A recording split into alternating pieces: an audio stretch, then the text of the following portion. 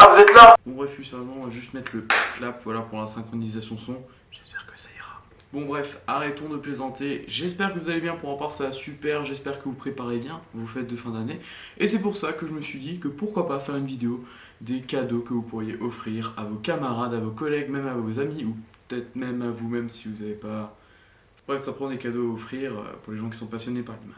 Bon, le premier cadeau, on n'y pense pas souvent, mais pourtant, c'est vraiment super bien comme cadeau. Enfin, en tout cas, moi, j'aimerais beaucoup qu'on a ce genre de cadeau, mais comme je vous l'ai dit, enfin, subtilement, j'ai pas d'amis. Ce serait une impression photo. Car oui, nous, photographes ou vidéastes, on n'a pas forcément le temps, tout simplement, d'aller chez un imprimeur pour pouvoir imprimer nos photos, ou peut-être qu'on a aussi peur du résultat, parce que c'est clair que sur un écran, c'est vraiment beau, etc.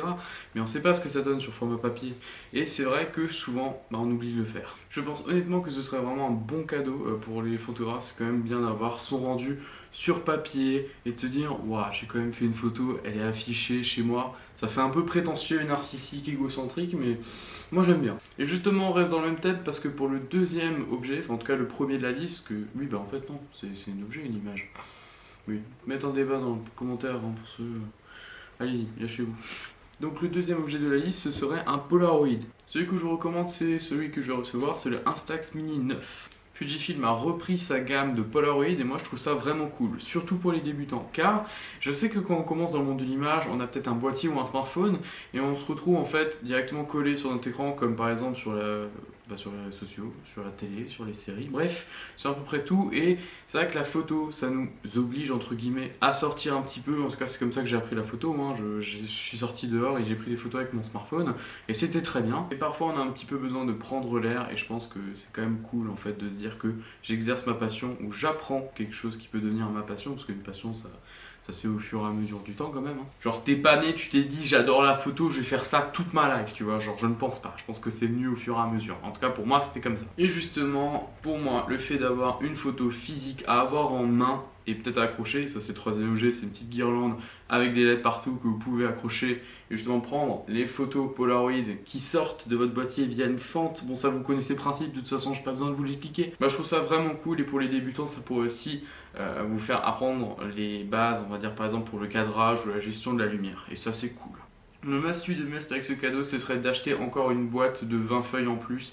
C'est un pack Amazon, je crois que ça tourne autour des 75,80 €, franchement ça passe. Bon, c'est bien beau tout ça de faire de la photo, mais c'est quoi la base de la photographie? C'est simplement d'écrire avec la lumière. Photo pour lumière et graphie pour écrire. Et justement, je vous propose deux lumières. Alors il y en a bien d'autres sur le marché, il y en a même des bien plus chères, mais ceux-là c'est celles que j'utilise. Et vous pouvez voir un petit peu le rendu là en vidéo, ce que ça donne justement. La première, ce sont des softbox de chez Neewer. Alors je précise que oui, je cite cette marque, je ne suis pas en partenariat, c'est juste que je trouve qu'ils font des très bons produits à des prix réduits. Donc ici j'ai une softbox, alors là je fais exprès de regarder vers là pour que vous puissiez voir le reflet dans les lunettes parce que je vais pas vous la montrer, ce serait vraiment moche. Mais en gros j'en ai une ici qui m'éclaire juste ici cette partie du visage et aussi un petit peu le décor.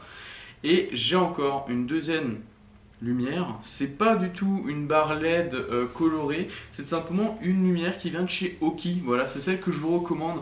C'est une lumière RGB, c'est une lumière touch, vous savez, vous touchez dessus, ça varie en fonction de l'intensité que vous voulez et tout. Vous avez plusieurs couleurs et ça vous permet de vous faire quelques ambiances lumineuses. Et justement, en parlant de ça, j'ai fait déjà 2 photos sur mon Instagram avec cette lumière. La première, c'est je crois la dernière feed, en tout cas pour l'instant, c'est la feed Matrix. Et la deuxième photo qui était franchement magnifique, c'est une photo de composition que j'avais faite pour la Saint-Valentin du coup de l'année dernière, si vous regardez cette vidéo en 2020. C'est une lumière rouge que j'ai utilisée, celle de la Oki justement. Mais attention, il y en a pour tous les goûts en termes de lumière, parce que là, les professionnels ou ceux qui sont un peu plus avancés dans l'image vont réagir autrement. Ouais, alors c'est bien beau d'avoir, je sais pas, des lumières diffuses, etc. Mais on sait tous que la vraie lumière du photographe, c'est le flash.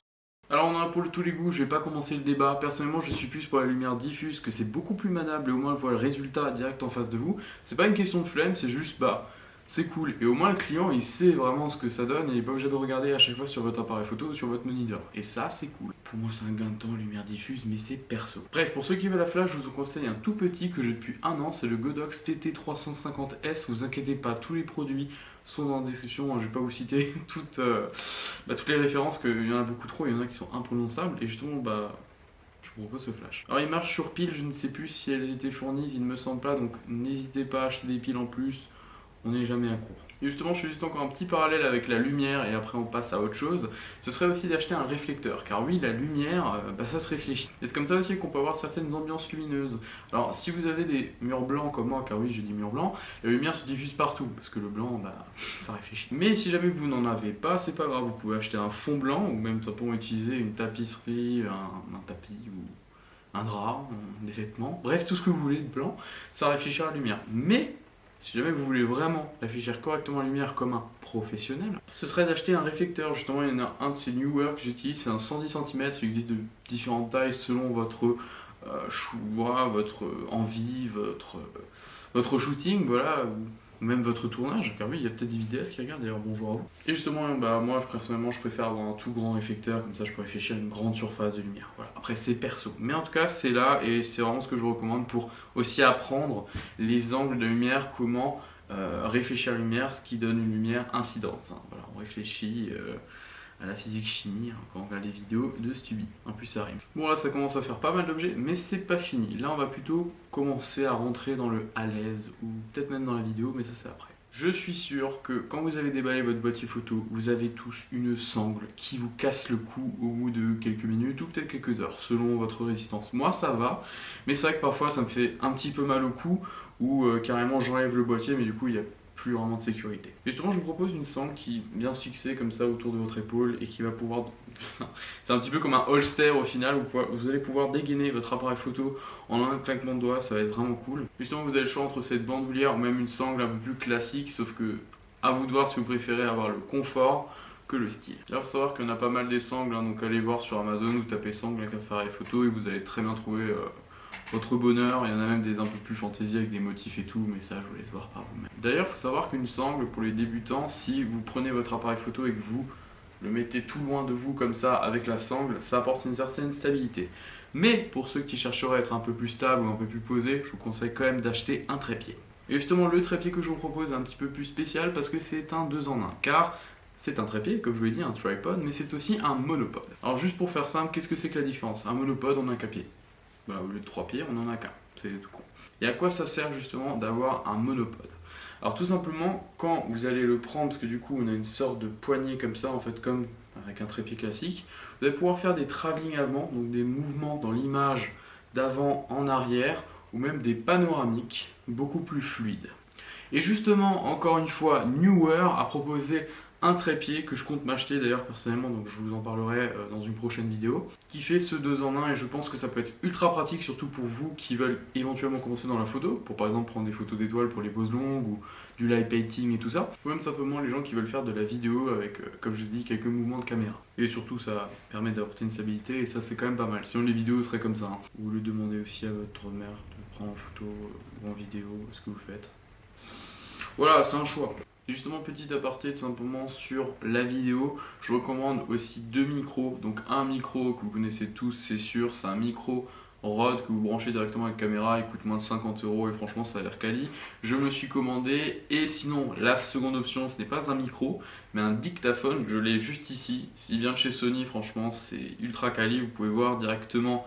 Je sais pas si je vais faire justement un petit mix son comme ça, mais en tout cas voilà avec le mix. Et là c'est ça. Bonjour à tous, j'espère que vous allez bien.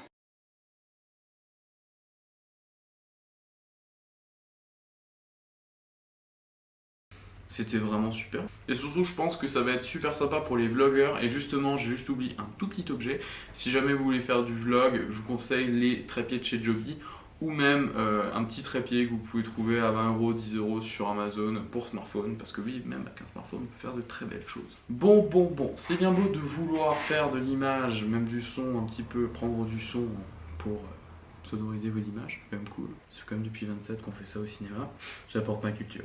Mais il faut bien falloir stocker tout ça. Et c'est pour ça que je vous recommande les cartes SD de chez SanDisk. Je les utilise personnellement depuis bien longtemps. Et franchement, j'ai jamais eu de soucis. C'est un débit d'écriture qui est quand même assez haut. Autrement dit, les images, quand on fait des rafales, ça va pas faire bugger l'appareil. Tout s'enregistre rapidement. Mais bon, à force d'acheter les cartes, c'est pour ça que je vous propose un autre combo. Ce serait de prendre un étui, voilà, pour carte SD et mettre la carte SD dedans, et là c'est le must du must. Bon, dernière étape après la production, là je vous ai parlé beaucoup de prod, mais après la prod, il faut savoir prendre soin de son appareil photo, de votre boîtier, de votre smartphone ou de peu importe avec quoi vous prenez cette vidéo, ce son, ces photos. Il faut savoir rester propre et surtout nettoyer votre appareil photo. Donc c'est pour ça que je vous propose un kit de nettoyage, voilà. Donc moi ce que je vous recommande c'est juste de passer quelques petits coups de pinceau un petit peu partout, sauf sur votre capteur. Ça je vous conseille d'aller directement en magasin et de le faire par un professionnel parce que sinon vous allez risquer de rayer votre capteur et ça franchement c'est très chiant. Et les derniers objets que je vous recommande c'est tout simplement des objets un peu plus fantasy comme ça, voilà, un peu plus cool. C'est pas forcément de la technique, c'est des t-shirts ou même tout simplement des mugs en forme d'objectif. Ça peut toujours être sympa, voilà, c'est cool et puis ça fait du bien, c'est les fêtes, on s'amuse, c'est Noël, voilà. Bon, j'espère que cette petite vidéo vous aura plu. Pour ma part, franchement, ça a pris un petit peu de temps à mettre en place, etc. Parce que j'ai dû réapprendre à monter une vidéo, car oui, je suis passé sur Final Cut Pro X. Merci Papa Noël. Surtout merci le portefeuille de Stui. Bon, sur ce, je vous laisse pour une prochaine vidéo, peut-être avant la fin de l'année, je suis pas sûr. Dites-moi si vous en voulez une, bien évidemment, avant cette fin d'année 2019. Ça peut être sympa parce qu'on dit toujours jamais 203. Bref, sur ce, je vous laisse, c'était Stubby. N'hésitez pas à mettre un like, à commenter et à vous abonner et à activer la cloche de notification. Sur ce, moi je vous laisse. Ciao.